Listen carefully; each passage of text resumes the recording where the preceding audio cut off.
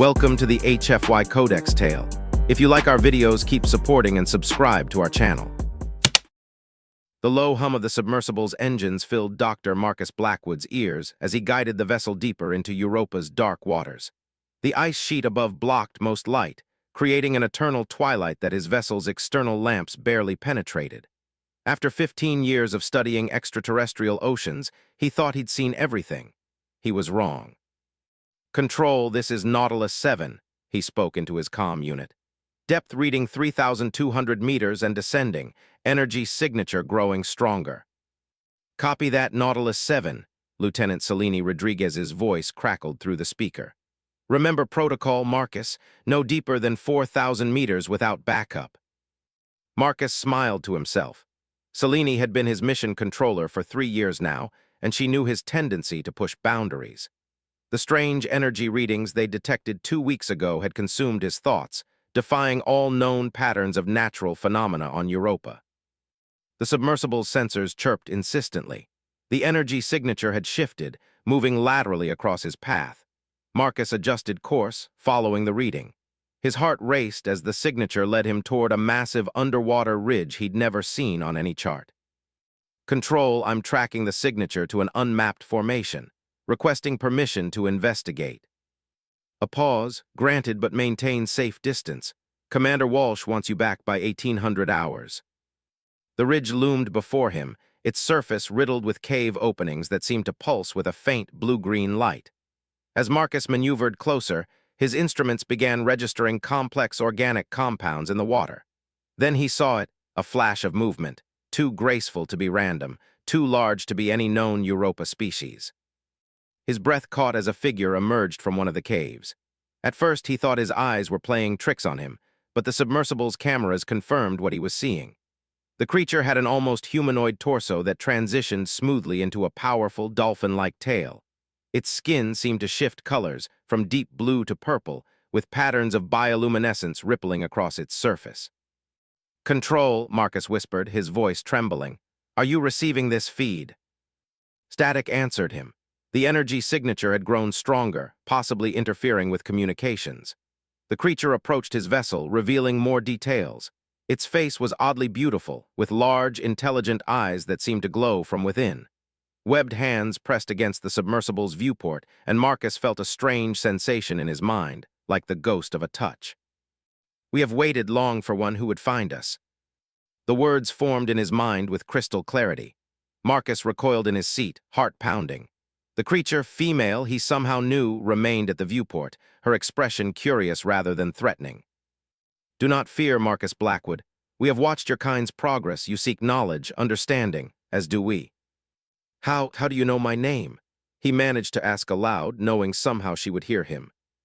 "Your thoughts echo in the deep, like songs in the current. I am Nea, a speaker for the Meridians. We have existed here since before your species looked to the stars." Marcus's scientific mind raced with questions, even as he struggled to accept what was happening. A sentient aquatic species, capable of telepathic communication, had evolved in Europa's oceans. This discovery would reshape humanity's understanding of life in the universe. "Be careful with your truth-sharing," Nea's thoughts touched his mind again. "Others watch these waters, others who would bring darkness to our depths." The warning in her thoughts was clear, but Marcus couldn't contain his excitement. "I have so many questions. Your species, the Meridians, how long have you been here? How have you remained hidden? The biological implications alone." A sound like gentle laughter rippled through his mind. Time flows differently in the deep, Marcus Blackwood. Some questions must wait for their answers, like shells waiting for the tide. But if you wish to learn. She gestured toward the cave entrance, then began to swim gracefully in that direction. Marcus checked his oxygen levels and depth gauge. He had enough resources to explore further, though he knew he should report back first. Protocol demanded it. But as he watched Nea's bioluminescent form glide through the dark waters, he knew this moment might never come again. Some discoveries demanded breaking protocol. With careful movements, he guided the submersible after her into the unknown depths of Europa's oceans. As the cave entrance engulfed his vessel, Marcus activated his emergency beacon, just in case. The walls around him began to pulse with the same blue-green light he'd noticed earlier, revealing intricate patterns that couldn't be natural formations. He was about to become either the most celebrated xenobiologist in human history or the fool who was never seen again. Somehow, as Nea's presence touched his mind once more, he knew he'd made the right choice. The true mysteries of Europa's oceans were about to unfold before him, and nothing in his years of scientific training had prepared him for what he was about to discover. The bioluminescent city sprawled before Marcus like a dream carved from living light.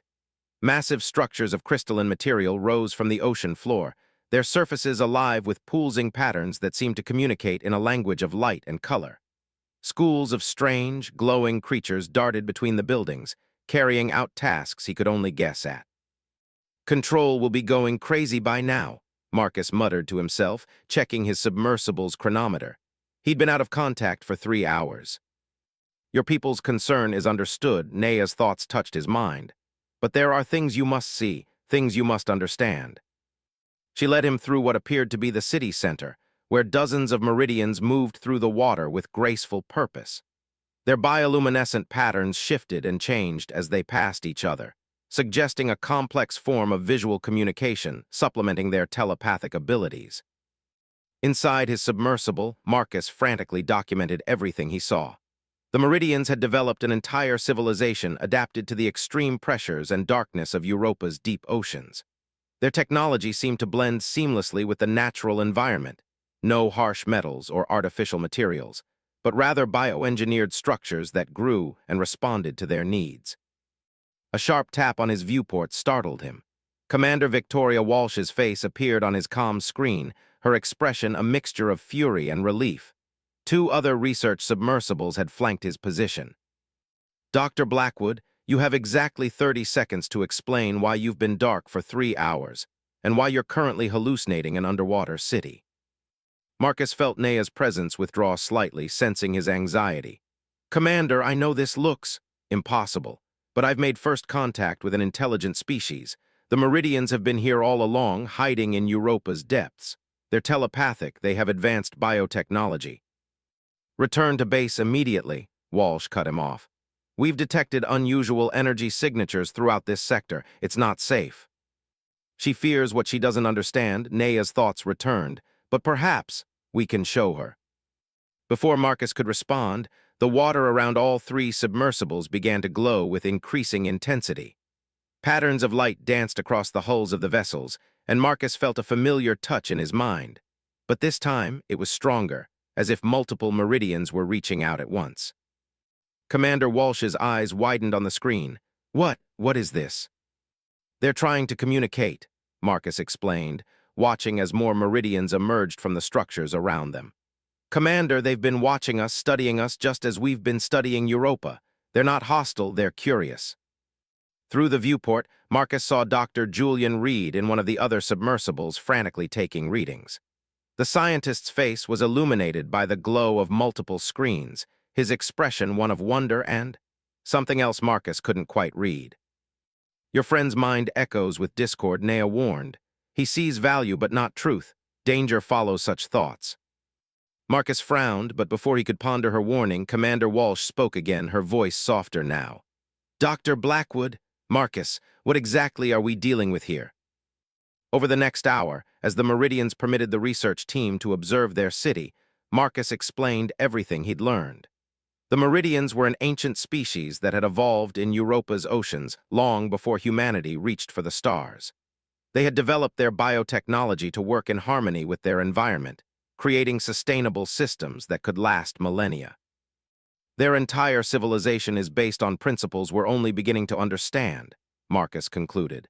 "The energy signatures we detected, they're not just random phenomena, they're the Meridians' communication networks, their power systems, their very way of life." Commander Walsh ordered the team to maintain position while she contacted Earth for instructions. As they waited, Dr. Reed's submersible drifted closer to one of the crystal-like structures. "The applications of this biotechnology could be revolutionary," Reed mused over the comm. "Think of what we could learn, how we could advance our own species."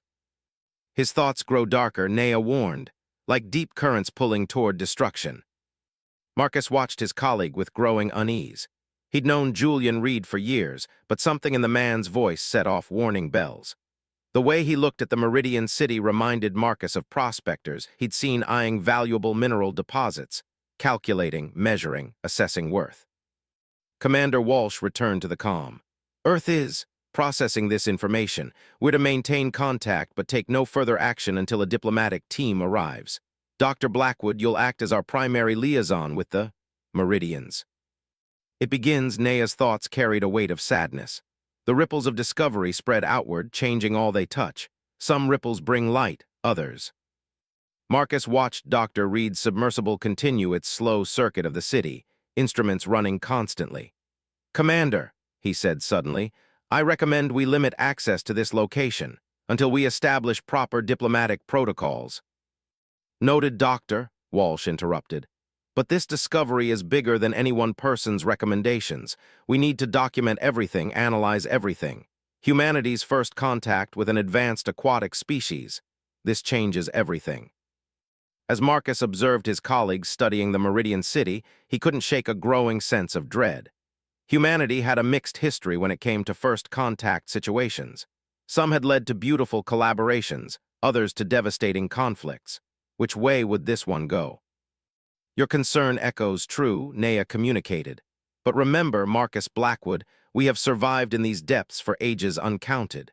We have our own ways of protecting what matters. Looking at the seemingly delicate structures of the Meridian City, Marcus wondered what hidden strengths lay beneath their beautiful exterior. He had a feeling they would all find out soon enough. 3 weeks after the discovery of the Meridian civilization, Marcus sat in his lab aboard the Europa research station, reviewing footage from his latest dive.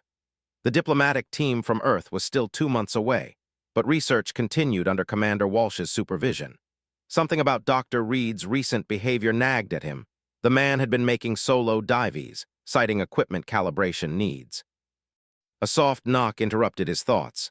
Lieutenant Rodriguez entered, her usual confident expression replaced by worry. Dr. Blackwood, we need to talk, privately. Marcus switched off his monitors. What's wrong, Selene? She closed the door and lowered her voice. I've been monitoring deep space communications as part of standard protocol. An hour ago, I intercepted a coded transmission from the station to a private frequency. It took some doing, but I managed to decrypt parts of it. She placed a data pad on his desk. It was Dr. Reed. He's been feeding information to the Galactic Mining Corporation. Marcus's blood ran cold as he scanned the partial transcript. Technical data about the Meridians' biotechnology, structural analyses of their city, and most worryingly, potential exploitation strategies for what Reed called living crystal technology. They're already on their way, Selene continued. A GMC fleet launched from their Mars base 2 days ago. They're claiming salvage rights under the Outer Planets Resources Act. Danger comes on swift currents. Marcus jumped at Nea's sudden mental contact. Over the weeks, the Meridians had strengthened their telepathic connection, allowing them to communicate even when he wasn't in the water. Nea, I'm so sorry, he thought back. We need to warn your people. We have seen the dark ships in our deeper sensors. The elders gather now. Commander Walsh needs to know about this, Selene said, unaware of Marcus's mental conversation. She can contact Earth, get an emergency injunction. The station's alert system suddenly blared to life. Commander Walsh's voice echoed through the corridors. All research personnel to emergency stations. Unknown vessels approaching Europa space. This is not a drill.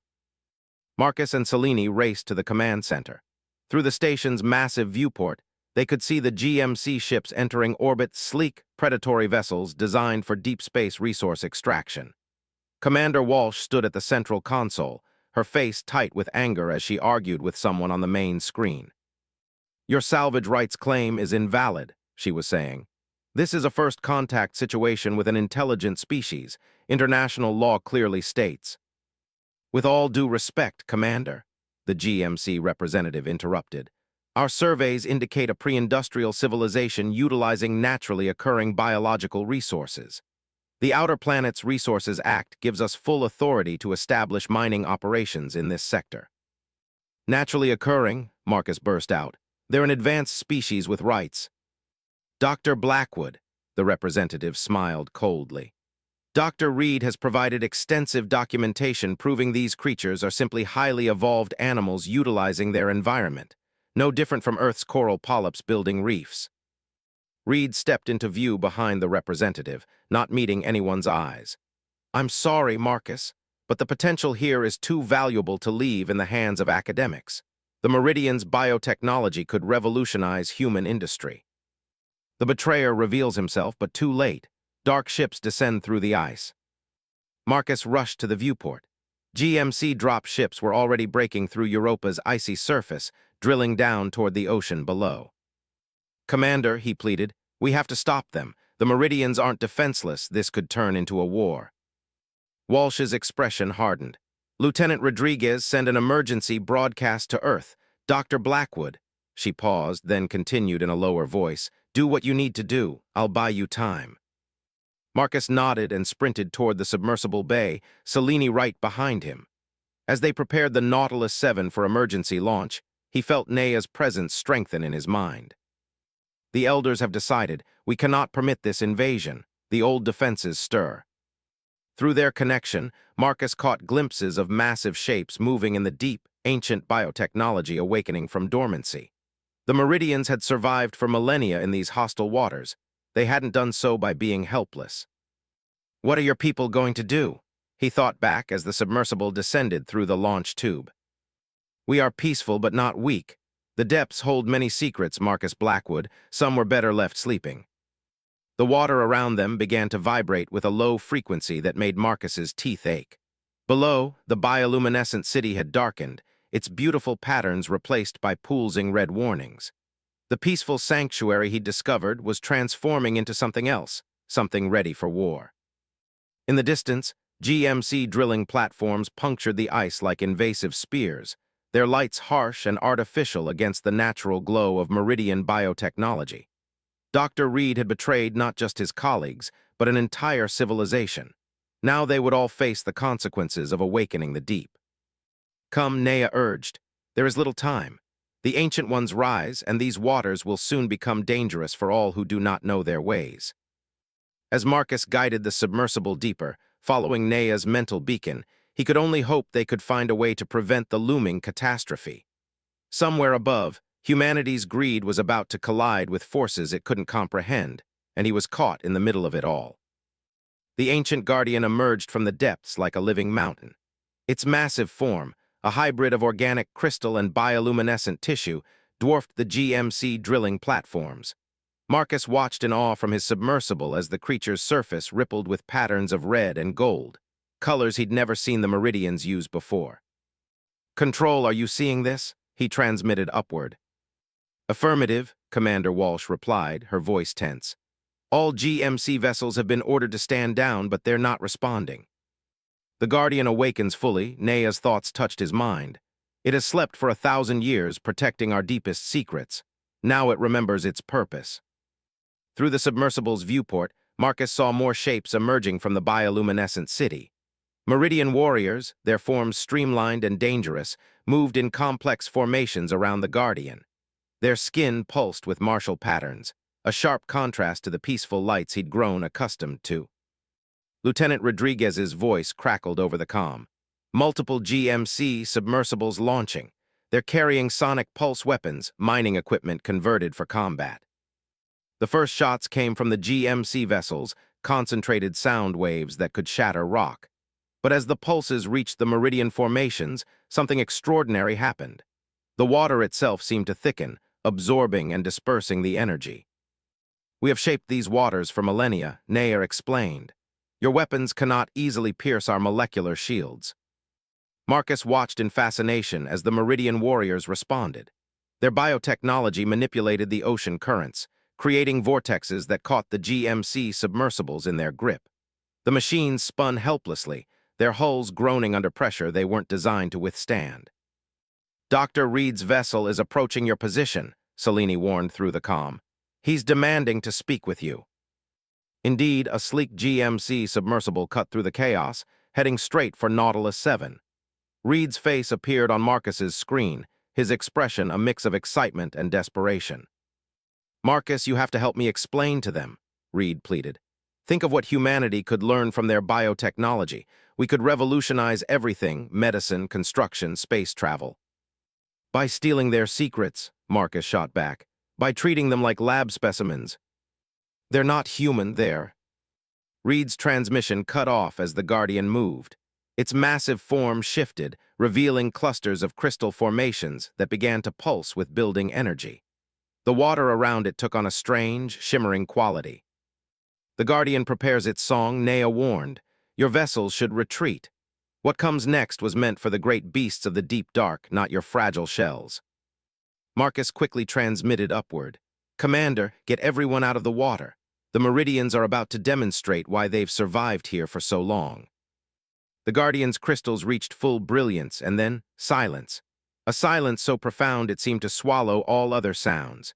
In the next moment, a wave of energy pulsed outward, visible only as a subtle distortion in the water. When it reached the GMC vessels, their hulls began to vibrate at a molecular level. Warning alarms blared throughout all vessels as structural integrity started to fail. The GMC submersibles scrambled to retreat, their weapons forgotten in the face of this ancient defense system. Only Reed's vessel remained, pushing forward despite the danger. Julian, pull back, Marcus shouted into the comm. Your hull can't take this. No, I'm too close, Reed's voice was frantic. The readings I'm getting, this is incredible. The molecular manipulation alone could. His voice cut off as his submersible's viewport cracked, then shattered. Marcus could only watch helplessly as emergency protocols sealed off the breached compartment. Reed's vessel began an automatic emergency ascent, leaving the scientist trapped in its ruined forward section. Without hesitation, Marcus turned his submersible to help, but Nea's warriors were faster. 3 Meridians shot through the water, their bodies glowing with protective fields. They reached Reed's vessel, their biotechnology creating a bubble of breathable liquid around the scientist as they extracted him from the wreckage. We protect even those who would harm us, Nea communicated. It is our way. But after this day, your people must choose, respect our boundaries, or never approach our waters again. Above, the GMC ships were retreating, their drilling platforms abandoned. Commander Walsh's voice came through clearly. Earth Command has ordered GMC to withdraw. First contact protocols are being enforced retroactively. Dr. Blackwood, Dr. Reed is alive. The Meridians returned him to the surface station. He'll face charges for violating international law. Marcus watched the Guardian slowly sink back into the depths, its purpose fulfilled. The Meridian warriors resumed their normal bioluminescent patterns, the threat of violence fading from their movements. In just hours, they had demonstrated both their power and their mercy. Your people learned today that the depths hold powers they cannot control, Nea thought to him. But perhaps they also learned something of wisdom. And compassion, Marcus added, thinking of Reed's rescue. Though he didn't deserve your mercy. All life deserves mercy, Marcus Blackwood. That is why we waited so long to reveal ourselves. We needed to find those who understood this truth. As the waters calmed and the Meridian city began to glow with its usual peaceful lights, Marcus realized this crisis had changed everything. Humanity had gotten its first glimpse of true power wielded with restraint, of advanced technology tempered by ancient wisdom. The real question was, what would they do with this lesson? 6 months after the confrontation with the GMC, Marcus stood before the United Planetary Council on Earth. The chamber was packed with representatives from every spacefaring nation, all eager to hear his testimony about the Meridians. Commander Walsh sat in the front row, while Lieutenant Rodriguez managed the holographic displays of their findings. The Meridians are not just another intelligent species, Marcus explained, gesturing to the images of their bioluminescent city. They represent a different path of evolution, a different way of thinking about technology and progress. Their biotechnology doesn't conquer nature, it works in harmony with it. They listen, but do they understand? Nea's thoughts reached him across the vast distance between Earth and Europa. The Meridians' telepathic abilities had grown stronger over the months, allowing them to maintain contact even across the solar system. Some of them do, Marcus thought back, watching the council members' reactions. The head of the council, Dr. Ramira Santos, leaned forward. Dr. Blackwood, your report suggests the Meridians possess technology far beyond our current capabilities, yet they choose to remain in their underwater civilization. Why? Marcus smiled, remembering his conversations with Nea about this very question. Because they measure progress differently than we do. Their goal isn't to expand across space, but to deepen their understanding of life itself. They've spent millennia perfecting their relationship with their environment. Holographic images showed the Meridian's healing chambers, where their biotechnology could repair almost any injury. Another display demonstrated their ability to manipulate water at the molecular level, creating structures stronger than steel, yet completely organic. Since the GMC incident, the Meridians have agreed to limited scientific exchange, Commander Walsh added, stepping up to the podium. But they've made it clear they will share their knowledge only with those who prove they can use it wisely. Dr. Santos nodded thoughtfully, and the criminal charges against Dr. Reed. He accepted a plea deal, Lieutenant Rodriguez reported. In exchange for testimony about GMC's illegal activities, he'll serve time helping to restore damaged marine ecosystems on Earth. Marcus felt a touch of satisfaction at that. The Meridian's influence had already begun to change how humanity thought about rehabilitation and justice. The currents of change move slowly, Nea commented in his mind, but they move. The council chambers erupted in discussion as Marcus presented the Meridian's official proposal, a gradual exchange of knowledge, focused first on healing technologies and environmental restoration. They would help humanity learn to work with nature rather than against it, but only if humanity proved ready to learn. There will be those who want more, Dr. Santos warned, who won't be satisfied with gradual exchange. The Meridians understand this, Marcus replied. They've dealt with similar challenges in their own history. That's why they developed their defensive capabilities, not to wage war, but to maintain peace until others were ready for true dialogue. As the council deliberated, Marcus felt Nea's presence strengthen in his mind. Through their connection, he could sense the vast network of Meridian consciousness, thousands of minds linked in harmony, yet each distinct and individual. Your people stand at a crossroads, she observed, as we once did long ago. What helped your people choose the right path? Marcus thought back. Understanding that true power lies not in domination, but in connection. Your humans are beginning to learn this. The council's discussion continued for hours, but finally, Dr. Santos called for a vote. The result was nearly unanimous. Earth would accept the Meridian's terms for cultural exchange. As Marcus left the council chambers that evening, he found Commander Walsh waiting for him. We're establishing a permanent diplomatic station in Europa's orbit, she said. We need someone to head the scientific division, someone who understands both human and Meridian perspectives. Marcus felt Nea's amusement touch his mind. Did you think we would let you leave our waters so easily, friend? I accept, he told Walsh, already eager to return to Europa's depths. But I have a condition. Lieutenant Rodriguez comes with me as head of communications. No one else understands the complexities of human-Meridian interaction like she does. That night, standing at the observation deck of Earth's orbital station, Marcus watched his home planet shine like a blue jewel in space. Soon he would return to another blue world, where ancient wisdom met modern science, where two very different species had found a way to learn from each other. The deep has changed you, Nea observed. It's changed all of us, Marcus replied silently, and this is just the beginning. In Europa's oceans, the Meridian city pulsed with patterns of light that spoke of hope and possibility. Their civilization had waited eons for this moment, the chance to help another species avoid the mistakes they had learned from, to share the wisdom earned through millennia of evolution and thought. As Marcus prepared for his return journey, he realized that the true discovery hadn't been finding the Meridians. It had been finding a new way of thinking about progress, about civilization, about life itself. In the depths of an alien ocean, humanity had found not just another intelligent species, but a mirror that showed them what they could become. The currents of destiny flow ever onward. Nea's final thoughts reached him as he gazed at the stars. We swim them together now.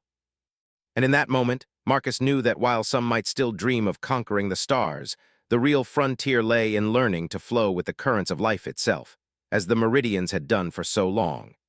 The future would be built not on domination, but on understanding one deep truth at a time.